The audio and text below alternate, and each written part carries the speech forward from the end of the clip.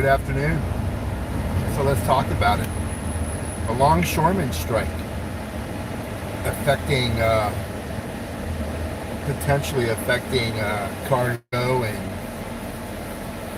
the unloading of ships and dock workers not reporting to work, and you know, and what does it all mean? Well, it means they want higher wages, and it means that they want protection from automation. They see the writing on the wall. They've been working these docks, I'm assuming, because I don't work the docks, and they've seen cranes and forklifts being operated, being turned over to robots, right? Turned over to robots. And it's a problem. Automation is cheaper for the ports, right? Cheaper for the ports because they don't have to pay wages to the workers. They don't have to pay benefits to the workers, right? They don't have to pay any of that. So, if you don't have to pay,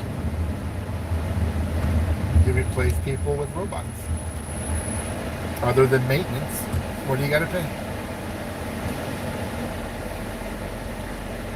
So they see the writing on the wall, and they are trying to protect themselves. I don't blame them. You know, I think the biggest, forget about the wages, right? If you think about it,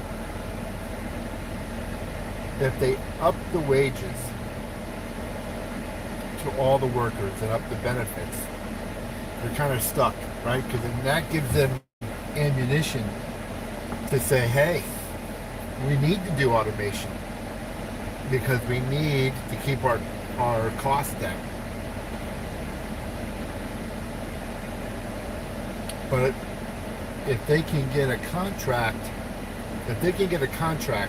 that limits automation, I think that's bigger than higher wages. That's just me, right? Because if you get higher wages, because you got to make a deal, right? The deal, you can't have it all. If you try to get it all, you're not going to reach a deal. The strike striking is putting a lot of pressure on the ports, right? You're going to have a lot of pressure for them to give in. And at some point, you might even see the federal government step in. This is a big deal, especially a month from an election. But you got a deal, right? And I think we all want higher wages. We all want better benefits. But the protection from automation, to me, is bigger than the wages and benefits, right? Because if you get if you get higher wages and better benefits, but no protection from automation, then they're just going to lay a bunch of people off. They're going to speed up the automation process, right? And their rationale is going to be, well, we're paying people more, so we're going to have to lay people off. So I think it's better to protect jobs, right? Protect the jobs and worry about wages later. Sorry, that's just my opinion. Now, in the real world of negotiation, you need to try to get higher wages, better benefits, and some type of protection with automation. Some type of protection. You know, what can be done? Now, I'm not in that line of work, right? But I've always said the government can make it painful for companies to automate. Make it painful. And what I mean by that is, if automation, robots take over, and like they have projected years ago that millions of people would be out of work, then what does that do? That's less revenue. That's less tax revenue for the federal government, right? Less Social Security, federal, states lose state tax, right? If they go to automation. But if you make it painful for those companies, go, hey, listen, you can eliminate a job. You can eliminate the forklift operator and use a robot. And you may even lose the salary, but we're going to pass a law that says you have to continue to pay tax and Social Security. Those robots will be treated as an employee for tax purposes. And there you go. You got to make it painful. The maintenance costs plus government requiring them to still pay. Let's say you have a forklift. We'll call that forklift Johnny. Johnny the forklift. He's a robot. We don't have to pay him his $100,000 a year or whatever they're getting. Right? We don't have to pay the medical. We don't have to pay the retirement. Yeah, but under federal law, you're going to have to pay Social Security. You're going to have to pay federal withholding. You're still going to have to pay Medicare. You're still going to have to pay the Affordable Care Act. Everything. State tax. Everything. You're still going to have to pay all that. You can eliminate the salary, but you got to pay everything else. You got to be a trade-off. And that's where the federal and the state can step in. Because if there's no repercussions, then they'll just automate everything. They just have to automate everything. But this is like the ultimate play, right? The Longshoremen. This is like the ultimate play. And they have to stay off the job. If they stay off the job just 2 days or 3 days, you're gonna have the feds step in. The feds will step in, and they're gonna do it quickly. Biden don't want to step in, right? Because him and Harris have the endorsement of that union, right? They have the endorsement of that union. So they don't want to step in. They want to show that they're backing the workers, right? So at some point, Biden's probably going to send in Fed moderators at some point. If it goes beyond 48 to 72 hours, he's going to send in moderators to try to come up with something so they can claim victory, help the workers, and then avoid some type of issues, right? You don't want this. You don't want this in election. We saw how Obama stepped in when GM and Chrysler was going to go belly up, right? He stepped in and he negotiated a bankruptcy that protected the workers and bailed out Chrysler. Or they would have been bankrupt. You'll see the same thing here.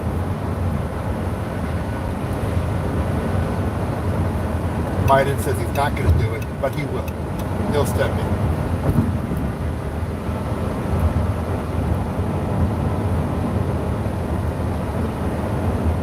I was surprised when he came out and said that, that he would. Usually they say they have no plans. I don't know if he said that, but usually they say we have no plans to step in. So that gives him a little window to step in. might see something where he sends Kamala Harris and says, hey, go over there, meet with everyone, get a settlement, and put a feather in your cap. So you might see Harris. I don't know if they want to take her off the campaign trail, but that would be a good feather in her cap if she could, if he dispatched her and she negotiated something, right? Because, you know, Trump's already thinking about that. Trump's always thinking, hey, you know, let's go. I'll go over there. I did my Good Samaritan work in North Carolina. I got a GoFundMe going. I brought supplies. I got Musk to do Starlink. Open up Starlink. Next thing you know, he's off to New York. And he's going to say, hey, I'm born and raised in New York. And he's going to try to make a deal. So don't be surprised if that happens. I wouldn't be. And then they'll go after Trump. They'll accuse Trump of trying to be president. They're going to say, hey, he has no business doing this. He's not the president. He's acting like the president. He don't speak for them. But it's just pretty funny. It's just, you hear it's just hatred, right? There's just so much hatred. They hate that guy. They hate Trump to pieces. They hate that guy. Here, let me give you a shot of the weather. Hold on. There you go. 93 degrees. Oh, wait a minute. Let me go this way. I don't know if I get on the highway. But here we go. That's cold. So we're heading east. I gotta see some patients down here, a few miles from the beach area. But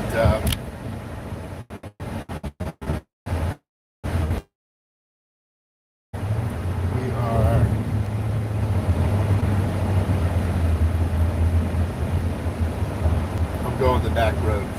Not gonna get on the highway. It's so funny when I'm looking at it on my phone. I have my phone recording, and I'm looking at it on my phone. It makes the clouds look. It makes the sky look almost looks like a dark blue, whereas blue, like the Carolina Tar Heel blue. The phone, it looks like it's a dark. Blue is blue. But it's 12:20. 12:20, and it's 92 degrees. But it's October 1st. So here in Florida, especially South Florida, in the next couple weeks, right around October 1st, the first weekend, the kids are out playing football, it's football season. If you take your kids to the football games, because they play Pee Wee football every Saturday, they got 8 games, 16 from other cities that come in. And they play a series of 8 games in different weight classes. And they'll feel a difference. The humidity will be much lower.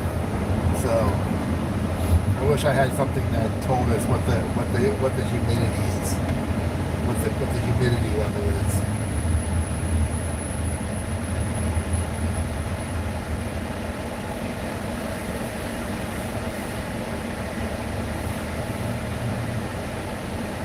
But I got to see 2 patients down here. And then last week, when I finished up here, I was here in the morning.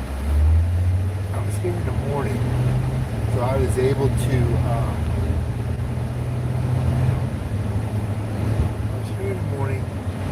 and then I went to the beach. I remember a little film session, 15-20 minutes down at the beach to show you what the conditions were. It was nice. Kind of flat ocean.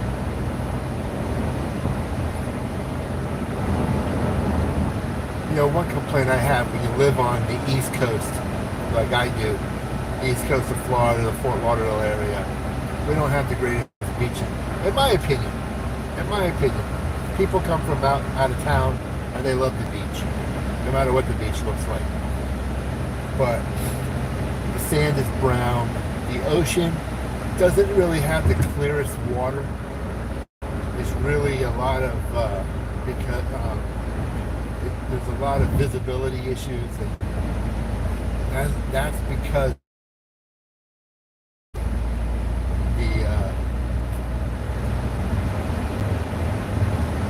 that's because of the current. The current that runs up and down the east coast from Florida all the way up through Maine. It's pretty strong. The current is pretty strong, and it creates a lot of cloudy conditions in the ocean. I can't believe I can't remember the Gulf Stream. I'm sorry, the Gulf Stream.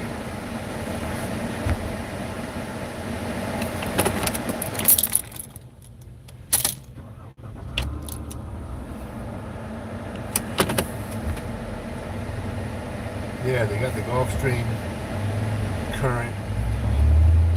To me, the west side, the west coast of Florida, Naples, Tampa, Destin, all that. Those are better beaches.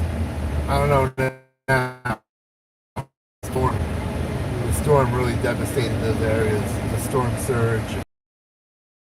It doesn't look good. It just doesn't look good. So I don't know.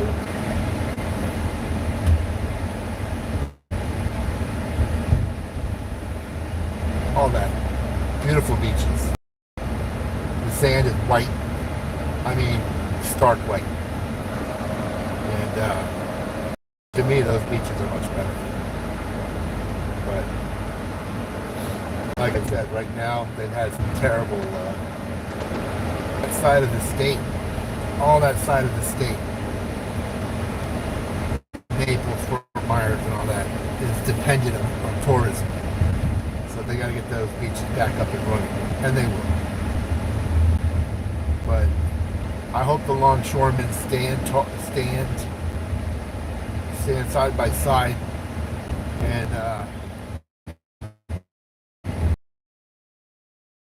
fight for better benefits that they want, better wages, job protection from automation, and out of everything, I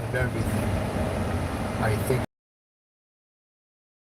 money, bigger than more money, because if you get the wages